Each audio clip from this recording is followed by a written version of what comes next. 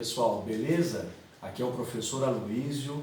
Falaremos agora sobre a crise da República Romana, período muito especial da história romana, que se divide entre monarquia, república e império.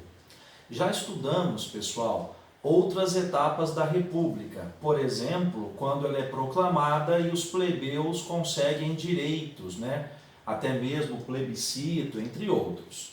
Depois, as guerras de expansão romana, territorial e marítima, principalmente contra Cartago. Portanto, definimos toda essa etapa. E aí, nós temos um problema grave que vai gerar a República, Na verdade, um problema que deriva das guerras de expansão.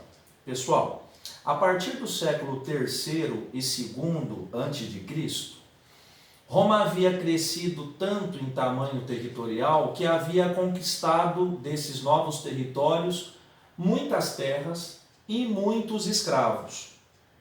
E aí, consequentemente, a população romana, multifacetada, muitos escravos, essa população de escravos desemprega a plebe. Por quê, pessoal? O patrício, o cliente e às vezes até o homem novo, eles vão utilizar a mão de obra escrava e aí você gera um desemprego da plebe. E nós sabemos, pessoal, que a plebe ficava muito descontente com isso. Essa foi a grande consequência da expansão territorial. Por isso, turma, nós podemos dizer que haviam duas crises que a gente conhece da plebe, A primeira, quando a república foi proclamada e eles ficaram fora da república, os plebeus. Aí eles lutaram por direitos. Aí veio várias leis, 12 tábuas, canuleia, etc. E a segunda agora, por quê? Porque há um empobrecimento da plebe romana. E aí que a república entrará em descompasso. Nos vestibulares, nas questões aí de Enem, sempre importante agora lembrar essa crise da república, em função desse problema. Portanto, nós veremos detalhadamente a crise nesse último retângulo aqui, de cor verde, e vamos mostrando aí algumas imagens para fixar legal. Primeira ideia, pessoal, como solucionar esse problema? Nós tivemos em Roma um sujeito chamado Tibério Graco. Tibério Graco era tribuno da plebe. E ele foi um dos dois irmãos tribunos, os irmãos Graco. Depois Caio Graco. Tibério Graco propôs aos senadores patrícios uma solução. Já que a plebe está desempregada e empobrecida, vamos fazer uma reforma agrária para as novas terras de Roma. Já que Roma agora é tricontinental com a República, tem terras na África, na Ásia Menor e na Europa, vamos dar parte das novas terras à plebe. Aí a plebe vai poder plantar, colher, cultivar e vai ficar mais feliz. Esse é o representante Tibério Graco. Bom, pessoal, o que fizeram com Tibério Graco? Assassinaram esse tribuno. E isso gerou uma guerra em Roma, A plebe ficou sabendo desse assassinato. Pela lei, pessoal, você não podia nem encostar num tribuno. Por quê? Porque ele era inviolável e ele era um protetor da plebe. Então, a lei da reforma agrária não foi avante. Um irmão dele, chamado Caio Graco, pessoal, que é o segundo irmão, continuou com esse projeto lá como tribuno, defendendo dentro do Senado patrício. E ele pedia a reforma agrária, só que ele pediu uma reforma a mais. Ele solicitou também o abaixamento do preço do trigo, a redução do preço do trigo para a plebe. Porque com o trigo você faz farinha de trigo, pão de trigo, macarrão, Os plebeus adoram comida de trigo, carboidrato, não é isso? E era muito caro o trigo para a plebe, então ele sugeriu a diminuição do preço do trigo. Isso se chama lei frumentária, porque fala do frumius. Frumius em latim é o trigo. Reduzir, deflacionar o preço do trigo para a plebe. Bom, ele pediu essa reforma no sistema. O que aconteceu? Os patrícios sequestraram Caio Graco e fizeram uma proposta. Ou a gente mata você, ou você se mata na nossa frente. Caio foi convidado a um suicídio assistido, inclusive sob ameaça de tortura caso ele não fizesse. E Caio acaba tirando a própria vida na frente dos senadores, ou seja, as reformas não vão adiante. Veja que a plebe está com uma dificuldade enorme de ter boa representação, aliás, ela até tem boa representação, mas os senadores patrícios matam aqueles que defendem a plebe.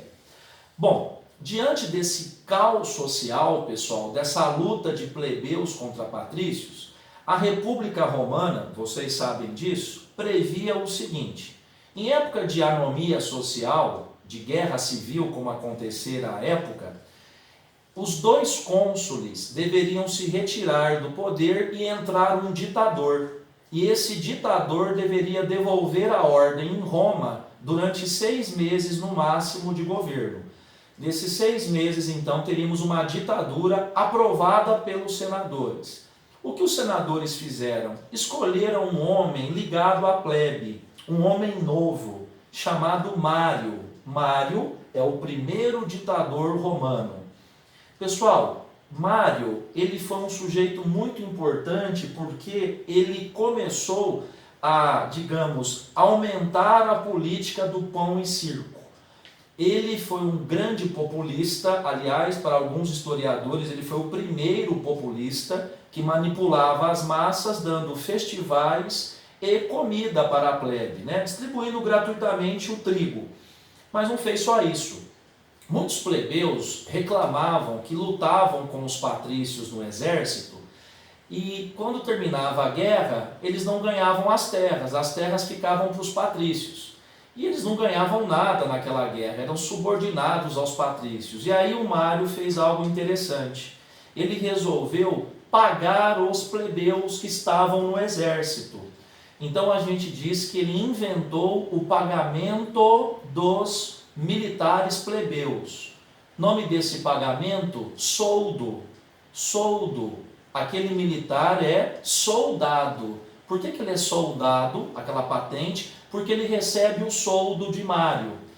Como o soldo era pago periodicamente, quinzenalmente, mensalmente, a determinar aí pelo Estado romano, a gente diz que esse é um pagamento periódico e ele não era pago em moeda, não era pago em sestércio, a moeda romana, mas sim em sal. Sal era uma espécie de moeda de troca, você trocava sal por roupa, sal por sapato, sal por comida, muito valiosa, o pagamento das salinas, com o sal. Bom, pessoal, você entendeu, Então agora nós temos o recebimento do soldo de uma maneira assalariada, pagamento com sal, ou seja, havia o salarium, salário romano. Então, até hoje a gente recebe salário mensalmente, certo? Só que a gente não recebe em sal, a gente recebe em reais, na nossa moeda, mas os romanos recebiam assim. Pessoal, veja que são medidas populistas, agrada um pouco o plebeu do exército e também, pessoal, o populismo que agrada o plebeu fora do exército. Bom, turma, é importante notar que nós tivemos um problema durante a administração de Mário. Um novo ditador chega ao governo e luta contra o Mário. Ele dá um golpe de Estado às políticas marianas. Mata o Mário, mata os filhos de Mário e ele vai poder governar. Esse novo ditador é um patrício chamado Sila, ou Sulla, em latim, Sulas, Sila. E o Sila, então, vai assassinar Mário. Pessoal, Sila, extremamente antipopular, um ditador antiplebeu. O que ele fez? Cancelou o soldo, cancelou o salário do soldado, cancelou as políticas do pão e circo. E Roma ficou em um pé de guerra. Pessoal, de novo, uma crise republicana instalada. Olha, difícil de sair dessa crise. É preciso notar que durante o governo de Sila, nós tivemos, pessoal, uma revolta de escravos, muito famosa pelo seu líder, Spartacus. Esse escravo liderou um levante escravista a favor da liberdade durante o governo de Sila, já que o governo de Sila era muito autoritário. É interessante notar que nesse período os escravos eram super explorados, até porque a plebe fazia greve, não aceitava o domínio dos patrícios, não aceitava o novo ditador Sila, que não fazia pão e circo, que cancelou o soldo. Então aí houve uma super exploração do trabalho escravo. E aí explode a revolta de Espartacus. Quem conseguiu conter a revolta foi um general que Sila nomeou para conter a revolta. Esse general ficará famoso aos poucos, né? E o nome dele era Marcus Crasso. Crasso é o general que lutou contra Espartacus. Pessoal, tomem cuidado, porque Espartacus não tem nada a ver com Esparta, tá legal? Esparta é o nome de uma polis grega. Espartacus é o nome de um soldado, desculpa, é o nome de um escravo rebelde. Tem até a série, né, que você gosta de séries, chamada Spartacus, beleza? Outra coisa, não se esqueça que lá quando você estuda as vésperas do nazismo alemão, houve uma revolução chamada espartaquista, uma tentativa de golpe comunista liderada pela Rosa de Luxemburgo e seu esposo. E por que ela foi chamada de espartaquista? Porque era para homenagear o Espartacus, em homenagem a um líder popular, tá legal? Podia ser uma homenagem ao Zumbi dos Palmares, mas homenageou-se na Europa o Espartacus. Um movimento, um levante popular lá na Alemanha. Cuidado com essa discussão, tá? Bom, lembramos então que eu tenho 2 ditadores aqui, inclusive que avançam, né, o tempo de 6 meses de governo. Pessoal, é importante notar que na época da morte de Mário, a pedido de Sila, aliás é uma brincadeira, né? Mário se lascou, né? Porque o Sila é que matou o Mário, entendeu? Tem até uma estátua do Sila que ele tem o nariz quebrado, que a gente fala que é o nariz se lascado de Sila, né? Mas vejamos a ideia. Conta-se, há um historiador romano, né, chamado Tito Livio, que ele vai discutir que teriam dito ao Sila assim: olha, Sila, você matou o Mário, matou os filhos de Mário, mas esqueceu de matar o sobrinho, que é o Júlio César. Este será 1000 Mários. Pessoal, Júlio César era um general romano que lutava na Gália contra os franceses, chamados gauleses na época, né?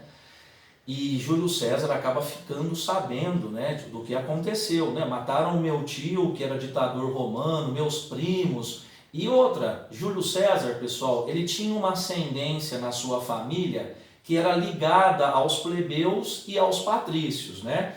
Então ele era um homem novo, ele ascendeu na família, né, o Júlio César. Sempre tinha a plebe na mão, era um grande populista. E aí que o César, lá na Gália, junto com o seu amigo, quase que irmão, braço direito, braço esquerdo, pernas de César, né? Marco Antônio, César e Marco Antônio estão lutando na Gália e de repente César chama o exército da plebe, chama os homens novos também e diz: olha, vamos voltar para Roma. Nós vamos tomar Roma, porque não dá para ficar nessa situação. A plebe luta, mas não consegue dividendos, não consegue terra. A plebe luta pelas terras, mas as terras ficam para os senadores. Está errado isso. E mais a questão política lá, que havia sido derrubado o tio de Mário, o tio de César, né? Portanto, Mário. Bom, vamos observar agora algumas imagens bem rapidamente. Pessoal, aqui vocês verificam os irmãos Graco, Tibério e Caio Graco, beleza? Líderes populares. Aqui você verifica o Mário, nesse busto branco, que era o populista. Então você se recordou aí que ele fazia pão e circo, tá legal? De pão e circo. E agora nós temos então, depois dessas discussões do pão e circo, aqui eu coloquei uma luta de gladiadores para enganar a plebe. Esse é o rosto de Sila, com o nariz se lascado que eu te contei. Gente, César, quando nasceu, tá? O Júlio César, um inimigo de Sila, há alguma divergência sobre isso para alguns historiadores, inclusive até da medicina, mas conta-se que Aurélia, ao dar à luz a César, teve muita dificuldade. Então, a mãe de César teve que ter o útero, na verdade, a barriga, na verdade, cortada, né, em escamas. E aí deu origem à cirurgia chamada, como é que chama mesmo? Cesariana. O que seria cesariana? Né? Olha lá, a Aurélia dando origem. Você corta a barriga da mulher e tira o filho. Bom, mas para a gente refletir o termo e o nome das coisas, tá? Esse é um rosto famosíssimo, Júlio César, um busto conhecido romano, e ele estava lutando contra os gauleses. Você já viu esse gibizinho, esse cartoon aqui? Lembra-se do Asterix e Obelix? Que é uma versão de como que a França lutava contra os romanos, né? Os romanos latinizando a Gália, e como que eles resistiam. Claro que César venceu os gauleses, romanizou a França tem o francês, que é uma língua latina, né? Buongiorno, italiano, bonjour, e francês tem uma origem latina ali, né? E aqui vocês estão vendo então até a representação fílmica, às vezes numa questão ou outra aparece, né, até o sujeito que imita o Vercingetorix, o líder bárbaro gaulês, maior inimigo de César na Gália, tá? Há um momento em que o César está lutando com ele e o Vercingetorix, ao perder as batalhas, entrega a Gália para Roma. Aqui vocês estão vendo o momento que ele joga as armas no chão, e aqui César e os romanos observam essa derrota gaulesa e a vitória romana. Veja esse soldado romano que empurra o machado aqui contra um gaulês, né? Bom, essa é uma representação clássica. No próprio desenho lá do Asterix e Obelix, é até engraçado o momento que ele joga lá o escudo, cai no pé de César, aí o César começa a reclamar, ai meu pé, ai, ai, né? Quer dizer, mas é cômico, é até para tirar um sarro dos romanos, né? É um jeito francês de ver essa história. Aqui vocês estão vendo a Gália sendo entregue para César. Bom, César já tinha tomado a Gália e agora queria voltar para Roma para tomá-la para si, não é? Bom, pessoal, no momento em que ele está a 250 quilômetros de Roma, ele está atrás do rio Rubicão, que era uma fronteira natural, o Regato Rubicano, que era um pequeno riacho, né? Um pequeno ribeirão, assim, né? Inclusive lá hoje na Itália, os alunos italianos têm aula no Rubicão, né? Para saber dessa história. César teria dito ao exército, olha, até aqui é o limite com relação a Roma, daqui para frente o exército não pode passar. Se vocês passarem comigo, nós vamos entrar em Roma, tá? E aí nós vamos tomar essa Roma.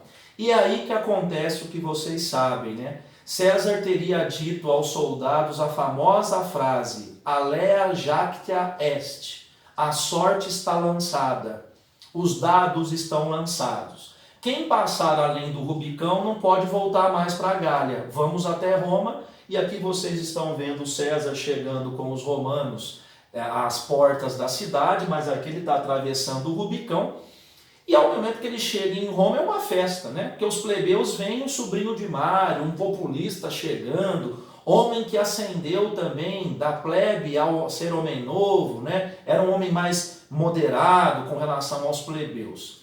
Acontece, pessoal, que os patrícios não gostam muito que César está chegando em Roma. Os patrícios têm medo da fúria da plebe. E o César quer governar Roma. Ele conversa com os senadores patrícios, né? Metélio Cimber, um senador, Márcios, outro, quer dizer, vários senadores. E diz lá, olha, eu quero governar Roma. Aí eles conseguem chegar numa solução, né? Qual que era o medo dos patrícios? Ter um novo Tarquínio soberbo, né? Vai que esse César fica sozinho no poder aí, e aí acaba com a república, ele não vai consultar o Senado mais, tá? Como é que é isso? E qual é a solução que eles encontram? A formação de um governo triplo. Ó, atenção. O primeiro triunvirato. 3 pessoas vão governar as áreas romanas do globo. César seria um, eles concordam com César, mas aí eles convidam outros 2. Um general chamado Pompeu. Pompeu, pessoal, era genro de Júlio César, casado com Júlia, filha de César. E o general Crasso, aquele que lutou contra o Espartacus. Portanto, o primeiro triunvirato, vamos observar aqui, nós vejamos aqui Crasso, Pompeu e César. Veja que você lembra do rostinho do César. Agora, pessoal, acontece o seguinte, durante o governo do primeiro triunvirato, o general Marcos Crasso resolveu viajar para o leste para tentar aumentar a área romana para a Ásia Menor. E numa batalha muito mal calculada, ele comete um erro e é assassinado. Os historiadores de guerra vão dizer que ele não deveria ter saído com pouco exército para o leste. Esse foi o erro crasso que ele cometeu, né? Olha o nome, erro crasso. Poxa, você errou aquela questão de 2 mais 2 no vestibular? Que erro crasso, hein? Ou seja, erro imperdoável, né? Bom, portanto, Crasso morre, sobra agora o genro e o sogro, né? Ou seja, Júlio César e Pompeu, né? Pompeu é genro de Júlio César. E aí, meninos, fica aí uma situação interessante, tá? Há muita divergência sobre o que eu vou dizer. Alguns dizem que essa aliança familiar muitas vezes era desgastada pela fome de poder dos dois, tá? Então, o próprio casamento de Júlia com Pompeu foi mais para apaziguar os ânimos das rivalidades no exército romano. Você sabe que estar no exército é ter muito poder na república, né? Controlar comércio, Mare Nostrum e tudo. Então nós temos uma questão interessante, né? Acontece que já havia realmente uma divergência entre Pompeu e César para governar Roma. Havia inclusive disputa entre os dois. Nessa época, Pompeu está no Egito, negociando lá com os faraós, né, do Egito, que eram 2 irmãos casados, né? O faraó Ptolomeu e sua irmã Cleópatra. Então, há um momento em que Júlio César vai visitar Pompeu no Egito. E o que ele encontra? Pompeu assassinado, né? Dizem que ele chora, ajoelha, chora. Os egípcios, ao conversar com Pompeu, teriam matado Pompeu na discussão, cortado a cabeça de Pompeu e servido em uma bandeja. Imagina isso, pessoal. O seu genro apresentado numa bandeja, né? Por mais que você tenha disputa política, então dizem que César caiu em lágrimas, né? Enfim. E aí César não tem mais o genro, não tem mais um triunvio, já não tinha o Crasso, então ele sobra sozinho no governo, beleza? E é importante notarmos uma situação, pessoal. Júlio César no Egito, tá? Teria ido no Egito não só para visitar Pompeu, mas para negociar o preço do trigo do Nilo. O Egito era uma província romana, não é? E o trigo do Nilo era muito bom para o pão e circo de César, enfim. E é aí que acontece uma coisa interessante. César é apresentado a uma escrava, uma criada, né, lá do Egito, e de repente ela se revela para ele como quem? Não era uma criada, pessoal, era Cleópatra, a rainha faraó, a irmã do Ptolomeu e a filha de outro Ptolomeu, né? De um dos generais do Alexandre o Grande. Pessoal, Cleópatra conquista o coração de César. César começa a ter relações com Cleópatra e engravida Cleópatra, né? Dizem que era uma das mulheres mais maquiadas de todo o Egito, mais belas de todo o Egito, e aí ela tem um filho com ele chamado Cesarino, né? Que é um mulato, até porque, pessoal, os egípcios eram negros, né? Nos filmes aparece a Cleópatra branca, mas não, é de pele escura, não é isso? Bom, e aí? E aí, pessoal, que César então está lá no Egito e daí por diante começa uma outra situação. Eu preciso que vocês me ajudem aqui nas imagens. Vamos olhar ali atrás. Pessoal, precisamos lembrar então que depois do primeiro triunvirato, nós temos então um governo único de César, que já começa lá no Egito, tá? César virou cônsul, né? Depois virou virou cônsul, depois virou cônsul vitalício, depois virou ditador, né? Essa é uma coisa muito interessante, uma autocracia de César agigantada. E aqui eu queria pedir para vocês muita atenção, porque vocês estão percebendo que a história romana é muito biográfica. O mundo antigo é muito de a biografia de todo mundo, né, pessoal? Depois isso para um pouco no período da Idade Média. César, como ditador casado com Cleópatra, lá em Roma, pessoal, ele vai fazer o pão e circo que ele parece ter herdado do tio, né? Então dizem que o governo de César e tal, né? Olha para cá, pessoal, foi muito importante para fazer cerimônias de pão e circo agigantadas para agradar a plebe. Ele voltou a pagar o soldo, baroteou o trigo para a plebe, como queria lá o Caio Graco. Aqui vocês estão vendo batalhas navais que César fez, né? Dá uma olhada nisso aqui. Olha, imagina uma representação dessa, uma batalha naval, tanto que a plebe ficaria mais feliz com isso. E aqui vocês verificam, isso aqui é representação recente para a gente lembrar do governo de César. Tem uma série chamada Roma, que mostra Júlio César se casando com a Cleópatra. Dá uma olhada aqui. Os mais antigos que viam aí filmes dos anos 60 e 70, mostra aqui Júlio César e seu filho, com atores brancos, né? E aqui vocês estão vendo, meninos, um momento muito complicado. Chegamos no ano 44 a.C. E o que acontece, pessoal? César vai ao Senado, o Raul Seixas cantou, hein? Ei, Júlio César não vai ao Senado, já sabem do teu plano para controlar o Estado. O adivinho chamou César e disse, olha, não entra aí não que vai acontecer uma tragédia. Pessoal, dentro do Senado, no ano que começava em março, Roma começa em março o ano, não tinha janeiro e fevereiro, eram os idos de março. César entra, governando sozinho Roma, e os senadores cercam ele e começam a dizer, Ave César, alegra-te César nesse ano, vamos pedir perdão por aquilo que a gente fez de errado, petições para César, mas era uma emboscada. Alguns senadores conspiraram, cercaram César e apunhalaram com essas adagas sangrentas. César foi atacado e assassinado, caiu como carne moída no chão. Olha, pessoal, no filme, quando o César está morrendo, e aí, pessoal, acontece um evento muito interessante. César morto, não é? Os senadores vivos, e conta-se Júlio César naquela peça de Shakespeare, a peça se chama Júlio César, a peça de William Shakespeare, que César teria dito quando viu um dos senadores atacando. Ele reconheceu e disse, nossa, é meu filho, né? Meu filho adotivo, meu filho epiléptico, que parece comigo que sou epiléptico. Esse que é Brutus, daí a palavra brutalidade, né, pessoal? Brutus é aquele que é bruto. Brutus foi o último que esfaqueou o pai adotivo. E aí César teria dito, Brutus, até tu, Brutus. E caiu morto, né? Pessoal, nesse momento, então, César cai morto no Senado e é levado para fora do Senado por um general amigo que chega depois e vê César morto. Quem é o general amigo? Marco Antônio. Vocês estão vendo o Marco Antônio com o corpo de César. E aí, segundo, vocês sabem, né, meninos? Segundo a história da obra de Shakespeare, os senadores ficaram apavorados, né? Por quê? Porque Marco Antônio ia falar com a plebe. E aí Brutus vai lá e faz um primeiro discurso dizendo que César era ambicioso. E aí Marco Antônio no final pega a palavra e diz, plebeus, está vendo César morto? César era ambicioso ou eram os senadores que eram ambiciosos? Quem que tinha honra, César ou esses açougueiros do Senado? Leia o terceiro ato da peça Júlio César.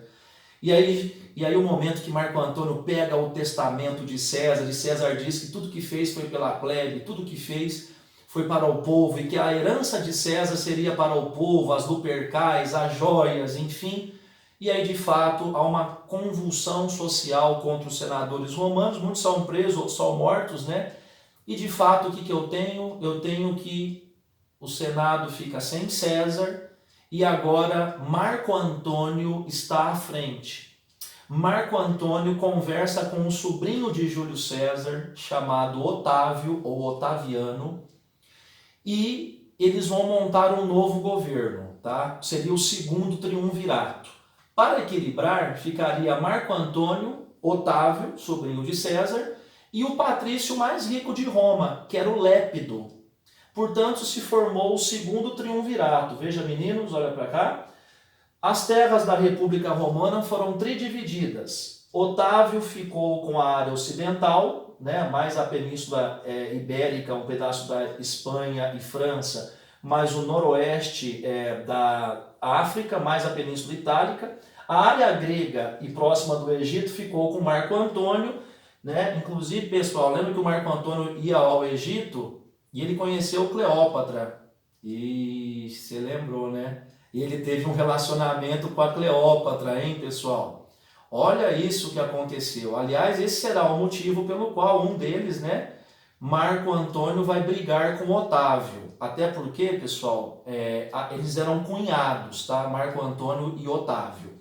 Pessoal, Lépido ficou com a área mais a nordeste da África e um pedacinho da Ásia Menor. Importante, meninos, Marco Antônio e Otávio ficam no poder e Lépido renuncia. não tinha vocação política, renuncia. Começa a disputa de Marco Antônio com Otávio, e devido a esse romance de Otávio com a ex-mulher de Júlio César, é que a coisa pegou, né, meninos? Haverá uma disputa, tanto militar quanto política, e de muita vaidade entre esses dois, e aí estoura a famosa Batalha do Ácium, no Mediterrâneo, tropas de Otávio contra tropas de Marco Antônio, e Otávio vence Marco Antônio, não é? Inclusive Cleópatra, temendo ser arrastada em Roma, né, ela se mata com a ajuda de uma cobra, uma víbora que mata Cleópatra, né? Marco Antônio não governará mais e Otávio assume interinamente os poderes em Roma, e esse é o Otávio, que está aqui, menino, sobrinho de Júlio César, Otaviano Otávio, que será o primeiro imperador romano, como veremos aí na aula de Império Romano.